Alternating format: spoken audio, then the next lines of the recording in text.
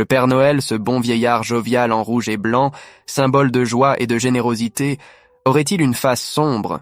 Et si je vous disais qu'il a, peut-être sans le vouloir, détruit toute une génération? Oui, vous avez bien entendu. Ce mythe qui traverse les siècles a laissé une empreinte lourde.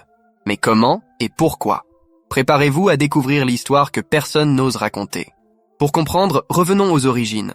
Avant le Père Noël, il y avait Saint Nicolas, un évêque du IVe siècle connu pour sa charité. Avec le temps, Saint Nicolas se transforme dans l'imaginaire collectif, d'abord en Europe, puis aux États-Unis, pour devenir ça. Dans les années 1820 aux États-Unis, le poème A Visit from Saint Nicholas commence à populariser cette figure sympathique. Puis Coca-Cola, dans les années 1930, vient parfaire l'image que nous connaissons aujourd'hui. Un personnage bienveillant, rondouillard, et surtout, commercial. Et c'est là que le bas blesse. Le Père Noël devient bien plus qu'un simple symbole de générosité. Il est le moteur d'un système de consommation à outrance. Après la Seconde Guerre mondiale, les 30 Glorieuses marquent l'essor de la société de consommation.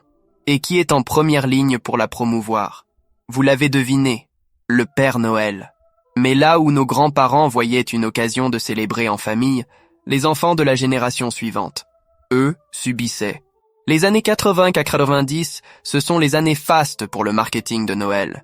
Des montagnes de jouets, des publicités envahissantes, des listes interminables, et une pression énorme pour les parents. Résultat, une génération élevée dans l'idée que le bonheur passe par les objets. Les sociologues parlent même de syndrome de surconsommation. On a appris à des enfants à désirer, accumuler, et parfois à se sentir vides une fois la magie dissipée. Et si cela ne suffisait pas, il y a le choc de la désillusion. Le moment où chaque enfant réalise que le Père Noël n'est qu'une fable.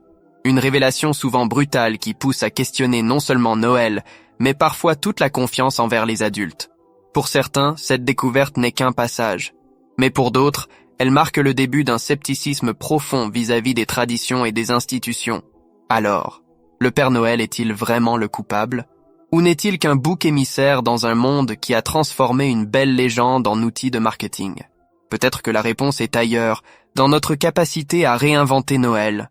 Et si, au lieu de céder aux sirènes de la consommation, on revenait à l'essence même de cette fête? Une période de partage, de rire et de moments simples, avec ou sans Père Noël.